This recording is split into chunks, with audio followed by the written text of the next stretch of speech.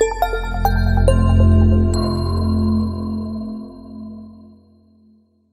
it's Mike Hambright back with another exciting Flip Nerd VIP show. Today I have with me Matt and Greg Sneyd. They're a father-son team with the Muve Group out of Salt Lake City. They do a lot of traditional duties as real estate agents and brokers, but are also powerful investors. So we're going to learn a lot about their model and how they got through the storm of the past few years and how they're thriving now. Before we get started, let's take a moment to recognize our featured sponsors. RealtyMogul.com is an online marketplace for real estate investing, connecting borrowers and capital from accredited and institutional investors. Get a rehab loan fast and close in as little as 10 days. Rates start as low as 9%. We'd also like to thank National Real Estate Insurance Group, the nation's leading provider of insurance to the residential real estate investor market. From individual properties to large-scale investors, National Real Estate Insurance Group is ready to serve you. Please note, the views and opinions expressed by the individuals in this program do not necessarily reflect those of FlipNerd.com or any of its partners, advertisers, or affiliates. Please consult professionals before making any investment or tax decisions, as real estate investing can be risky. Hey, Matt and Greg, welcome to the show. Hey, it's good to be here. Yeah, good to have you guys on. Well, as I was mentioning, this is the first father-son duo we've had, so exciting to hear that. And in all honesty, I know a lot of fathers and sons and that are in the business, and even in my business, my partner is my wife. So I think family partnerships are great because you can generally hold your family members more accountable than you can maybe an employee. So, yeah. But why don't you guys introduce yourself and tell us a little bit about what you're doing out in Salt Lake City? Okay, go ahead, Matt. So what we are doing out in Salt Lake City is we're real estate investors, and we also run a traditional real estate business. We've been doing it for about 8 years locally here. We started in 2006 when the market was doing really well, but then started to crap out. So it was nice because I didn't get too many bad habits. I was 19 at the time when we started, and lucky enough to have him as a partner in it that he we were able to trust each other.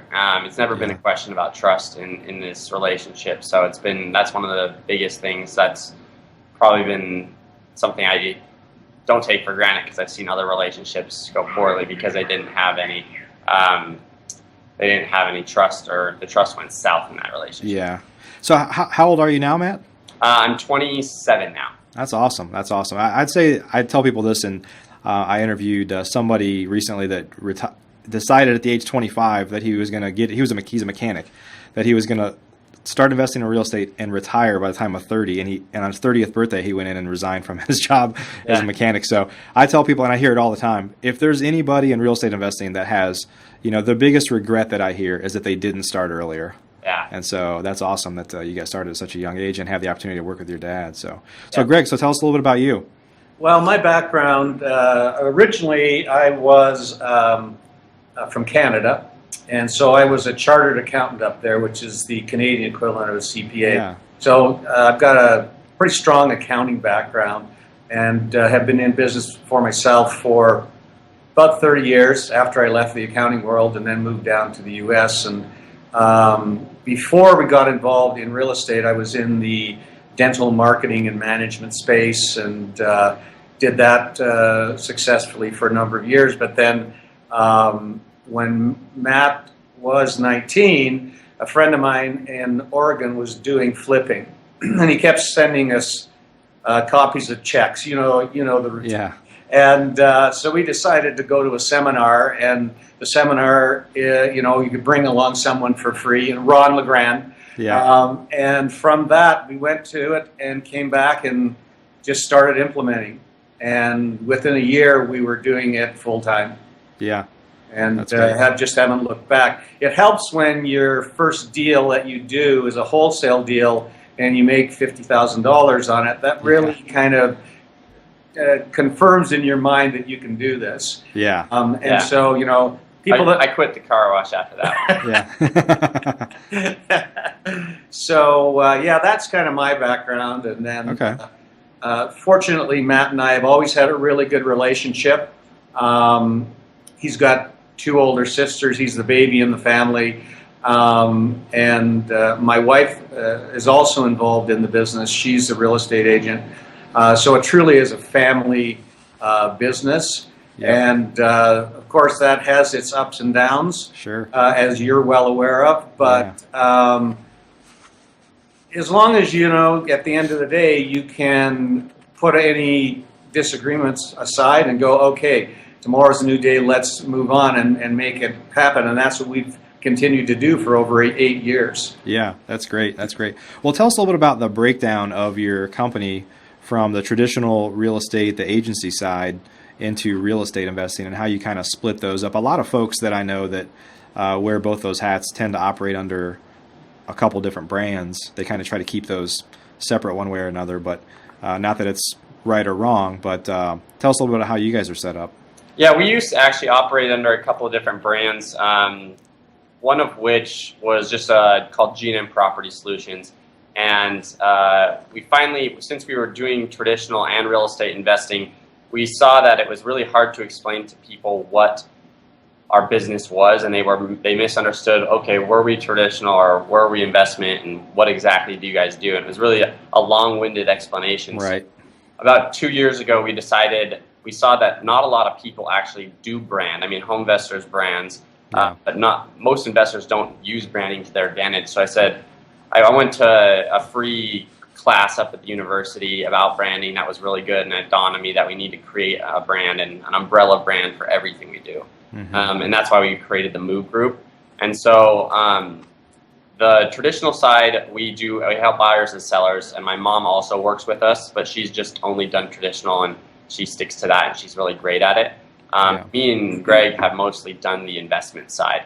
Okay. And so even though that still has its own separate entity, we've blanketed everything with this brand.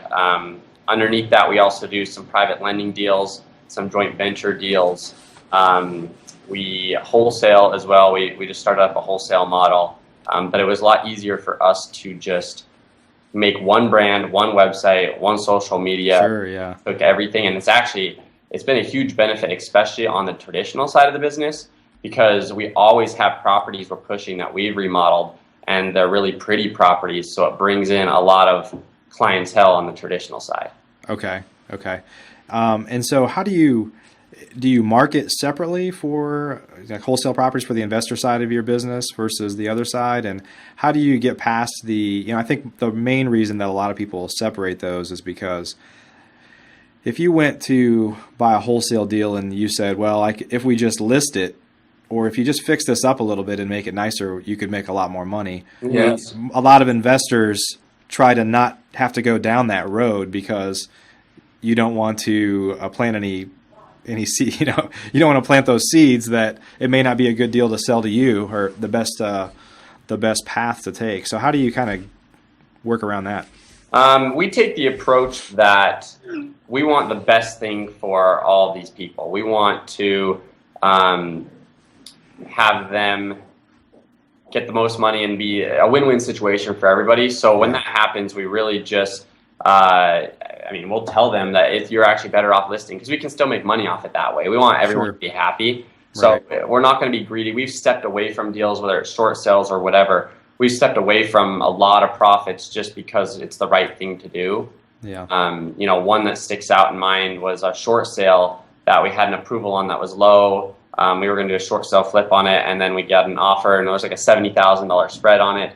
But the offer that came in to us on the end offer, so you have an ABC transaction on short sales. Mm-hmm. The C offer made it so we had a full payoff, so that there was no short sale. And we walked away from that just so he could do a short sale. We just made the commission, and that was it. So it just, for us, we and our brand, we want to raise that level of investing. We saw a lot of people cutting corners on remodels and doing immoral things and having low ethics, and we kind of were sick of that. So we want to raise that level in the business. Whenever we do any of our flips, we go in and we make sure we pull permits, and there are a number of investors in this market and other markets that don't do that, and it's just not the way we operate. Everything, we want to go by the book. We want people to really respect our brand, and we've worked hard on that. So anytime I'm going in to meet with a client, that's coming off a postcard or whatever, I'm really thinking about what's best for them. That's my mindset. Yeah. And if we can, if it's not a flip because they can make more money doing a retail sale, then we will try and help them. We just did one last week where I went out with them. I brought my wife along, and she got the listing for it. So, it's still a win for us. Sure. So Sure. that's just our approach to it. Yeah, and I think there's a lot of folks that, unless you're an active real estate investor, you don't realize that sometimes we go to houses to appointments to buy a house, and it's clear that the seller. I mean, you may think all I'm going to do is spend a couple $1,000s cleaning this up and put it on the market, and why don't they do that? Yeah. But a lot of folks that are talking to us, in all honesty, they don't even want to do that. They don't want the hassles maybe of an agent coming into their house. So I think there's these preconceived notions in the market for folks that aren't in the real estate investing business, that sometimes investors are taking advantage of people, when I'm sure you guys have too. We bought countless houses from people that really didn't need that much work. They just didn't want to deal with listing it and the nosy neighbors coming in and people seeing how they lived maybe, and they just want to walk away, and they're willing to accept a lower price for that. Yeah. We're talking to a couple of people right now in exactly that situation. It's hard for me to sometimes say, well, why wouldn't you just do this? And they just don't want to do it. Yeah, we'll ask them that, and they straight up say, I don't want people coming through my house. So it's really just asking the right questions to figure out what they want, and then providing that for them. Yeah, what's the motivation? Yeah. Well, so I know you guys, from the time you started, then you kind of hit the skids a little bit. And you've been able to kind of change your model, obviously with the branding, a lot of operational tools, and putting some processes in place to really take your business to a next level. And we were talking before this, we started recording today, that I think a lot of people that were around in the mid-2000s and made it through that period operate very differently today. You've learned a lot. People generally don't take as much for granted, and they've had to focus a lot on systems and tools to help take your business to a next level. So can you talk to us a little bit about how you made that transition and how you think about your business differently today than you did before the storm? Yeah. You want me to take it? Or? Yeah. Okay. So before and when we were early on in the business, it was always like we were flying by the seat of our pants, which is an okay thing to do. Is actually, I would recommend it to start with, because it's a whole ready, fire, aim. I think that's a good thing to do. But as you start to get more experience and you become more savvy, it's imperative to create a system. So the difference now is that we have virtual assistants. We have a team of 7 people now that we're delegating things to. We're not trying to do it all on our own. And one of the systems one of the programs we use, there's many different ones out there, but the one we use is Asana, which is task management software. Yeah, we use that too. Yeah, it's awesome. So with that, we create videos, and we've really dumbed everything down and broken every step of the process down. Mm-hmm. Whereas before, we were doing it all on our own. We weren't tracking anything. It was just like we kind of look over the quarter and say, did we make money or did we not make money? And what do we make money on? Okay, let's go do more of that. Right. Yeah.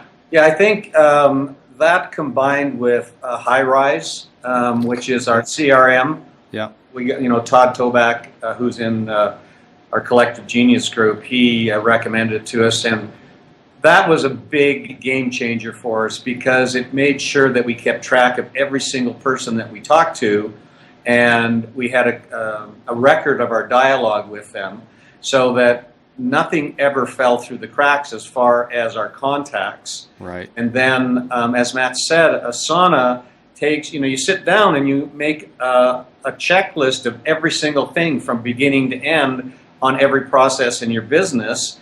And then what you can do in Asana is you can attach like a screen flow description of that task to the Asana task. So we have every single step that's involved in our business from beginning to end all documented, so anybody can come in, even a VA in the Philippines can watch that video and know how to exactly do that task. Yep. And so it really makes your business simple, and you know that nothing falls through the cracks. Right.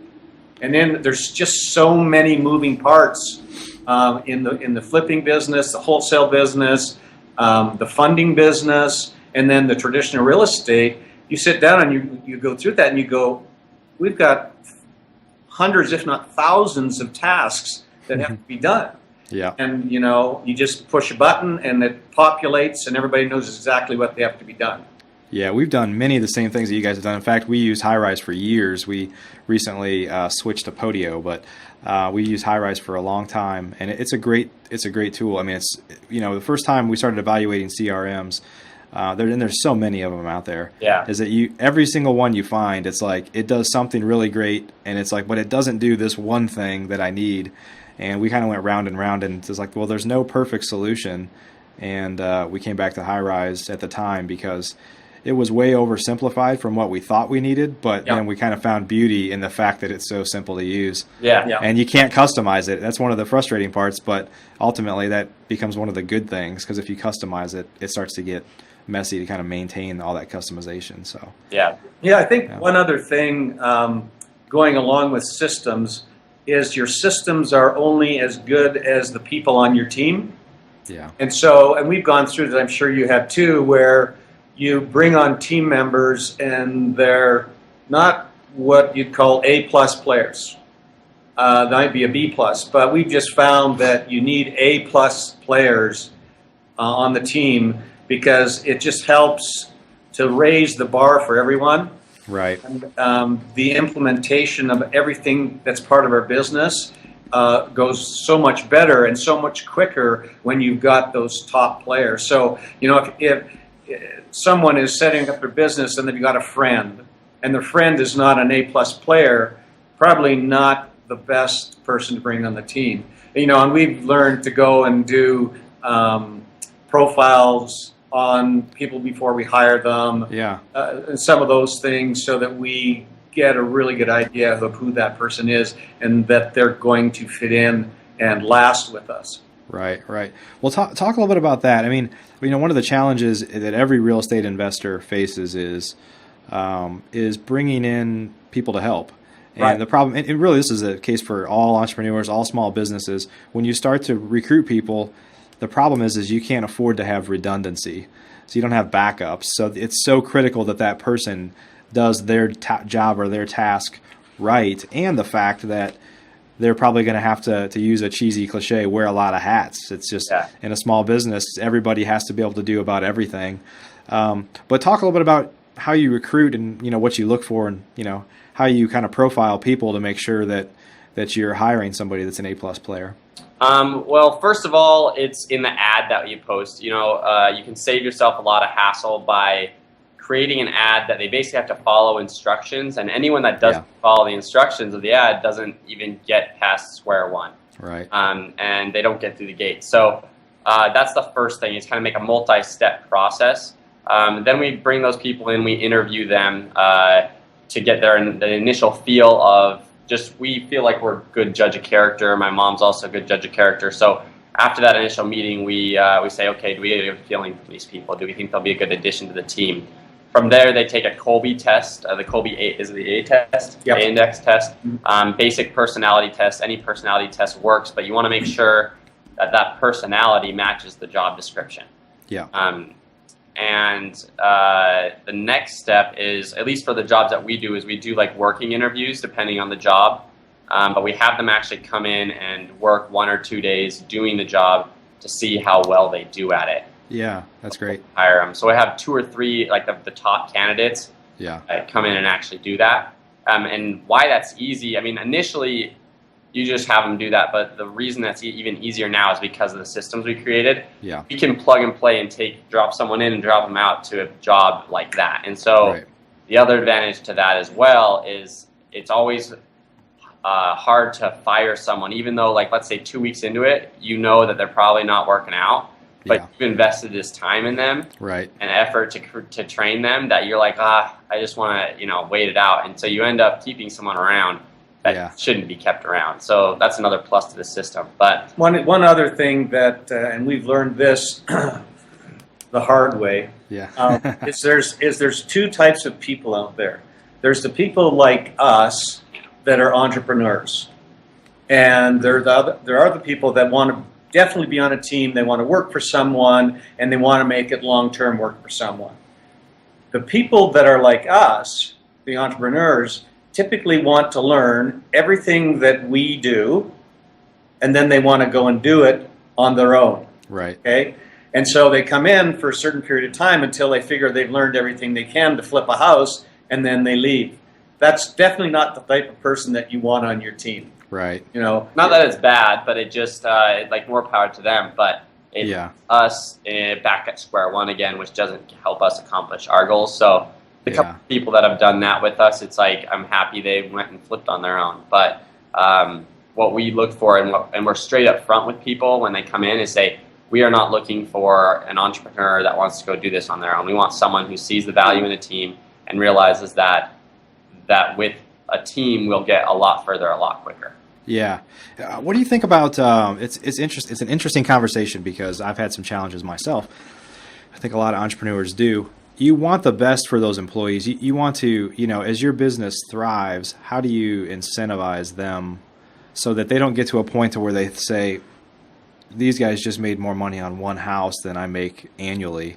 Yep. And as the owner, not feel guilty about that, because in all honesty, well, you don't understand that we lost money 3 of the last 4 months, or that, we have a tremendous amount of weight on our shoulders because of, debts or other expenses. Of course, nobody ever looks at the overhead part of your business.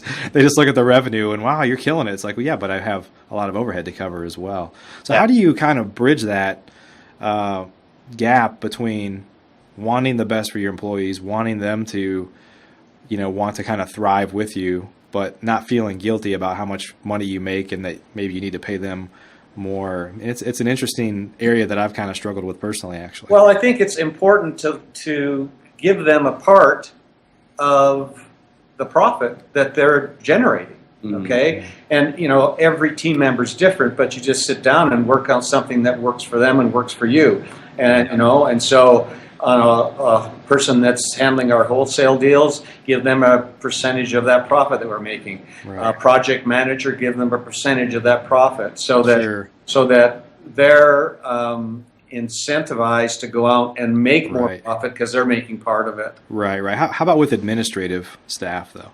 Well, with the administrative staff, that's one of the things we like about the VAs. Yeah, VA is everything administrative pretty much can be done by a VA. Okay. Best thing about a VA is if you do proper training through ScreenFlow and screen capture videos.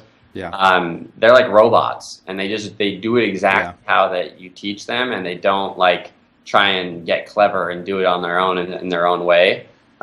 Which is awesome. So everything admin, as long as it can be done on a computer, we have it outsourced to a VA. Wow, that's great. Like so, in traditional real estate, you have a transaction coordinator, and they're typically $20 an hour, and you sometimes have to incentivize them too because they see all the numbers, give them bonuses and things like that. They're replaced by a VA that's $350 an hour, and they don't care about how much money we're making. They don't see how much money they're making, and so there's a real advantage to that. Yeah. But if there are key players on your team that are directly generating revenue, got to give them a piece of the deal. Yeah. Sure, yeah. So I think the challenge a lot of folks have is with more of the administrative roles, or that I've had is with more of the administrative roles, and I've been a big fan of virtual assistants for years. I've had virtual assistants in the Philippines, and I've said it many times, is a lot of my virtual assistants work harder than people that I pay much more here locally, and very happy to be part of the team, and just they just have a very different work ethic than people in the U.S. generally do. And they're very smart people. It's like, they've got college degrees. Yep. It's sometimes hard to imagine how someone can work at that pay scale, but to them, it's a great pay scale. Yeah. And we'll Yeah, send absolutely. bonuses and stuff too, and even the VAs will send them Christmas bonuses or their holiday bonuses. But to kind of circle back to your original question, in short, I think don't be greedy. If you have good people, pay them well. They know what you're making, and so just don't be greedy about it, because they will end up saying, well, I'll go do this for someone else that'll pay me more, or on my own. Right. The second would be transparent. The more transparent you are, the better, because it creates trust and the team sense. And also, we're totally transparent about not only our profit, but our expenses. Like you said, most people don't hear about the expenses. We make sure we talk about that. Not like we're talking about all the time, but we're open about what our expenses are, and our trainings costs that we go to on a quarterly basis. Some of the networking groups that we're part of, they're not cheap, and most of how our business excels is because we go to these different masterminds and networking events. So those are probably the two main points I would say as far as retaining employees. Great. Well, and what would you guys say is the split between in your business with, I know you have a number of different things, but in the traditional real estate side and the investment side? I guess from a, not that you have to say your revenue, but from a revenue standpoint, what portion of your business are you dependent upon for the investment side versus the... I'd say it's about 50-50, Yeah. We do a lot of traditional, and there's kind of a crossover there too, because when we buy a property, Matt is always the one that represents. I'm not an agent, never have been. So whenever we buy a property, Matt typically represents me on the buy, and then when we finish the rehab, my wife represents us to get the property sold, because she's extremely good at that. And then that brings in additional traditional real estate, because we have a sign out. We've got all of our marketing with the Muve Group. We have a lot of followers. And so sometimes it's the two kind of, cross over. Yeah. I say if I had to pick a general percentage, it's about a 50-50 split. Yeah. Okay. And the other thing I'd add to that is that I was speaking at a RIA. There was we had a panel of local experts, and one of the guys who is a hard money lender, I think a lot of people don't realize, how smart hard money lenders are, because they're seeing all the deals. Everyone's bringing them everything to Right. They know all the players in the valley. They're seeing everything behind the scenes. And what he said is some of the most successful investors he's seen are guys that have multiple streams, in the sense that they're doing remodels, they're doing wholesales, they're doing traditional business, because it's all the same business. And if you're not doing or nurturing those in some way, shape, or form, maybe it's just that you're referring those leads out. Right. But if you're not capturing those business models in this industry, you're just ignoring money that's falling into your lap. Yeah. When we really started to focus on and nurture the traditional side of the business, it's starting to just blow up. Yeah. It's funny that you say that, because I was literally just talking to somebody yesterday about, in our market, it's gotten a little tough to buy right now. It's just the retail market is hot. A lot of hedge funds have been really active here. More competition than ever has come in. And I just had this conversation about how lots of other successful real estate, specifically home investors, people that I know that are in the system that have been around for a lot longer than me, have tended to have other businesses, whether it's hard money, property management, their own rentals, that they can just, as the market changes, you just kind of lean into things that are working and sit on the sidelines. And it's crazy that a lot of real estate investors are a one-legged stool, and there's all this ego and pride in always being successful at that one thing. And it's like, well, that's not even how Wall Street works. I mean, there are times when you say, I'm going to sit on the sidelines because the market's too high right now. I'm going to wait for things to come back down. And it's tough if that's the only leg of your stool, is that you can't afford to sit on the sidelines. That means you're turning the revenue spigot off, and you only have one spigot. So I think that's a smart move, is to have multiple streams of income for sure. Lots of irons in the fire. Yep, exactly. It's a huge benefit to have those multiple streams. Yeah. Awesome, guys. Well, thanks so much for joining us today. Definitely appreciate you being on. Yeah, no, thank you for having us. Yeah. All right. We wish you all the best. And tell folks right now, if they want to get a hold of you, learn more about the Muve Group, where they would go. Just to our website is probably the best place to go, which is themuvegroup.com. Muve is spelled with a U, so the Muve, M-U-V-E, group.com. Awesome. Well, guys, thanks for joining us today. Yeah, Great. thank you. Best of luck. Okay, thank you. You too. Are you a member of flipnerd.com, the most robust real estate investing platform in existence, where you can find off-market wholesale deals and great vendors literally in your market? You can get access to advice from experts and learn about local clubs and events right in your backyard. If not, please visit flipnerd.com and register for a free account. You can register in less than a minute. It's pretty much the coolest site that's ever existed in the real estate investing industry, so get on over to flipnerd.com.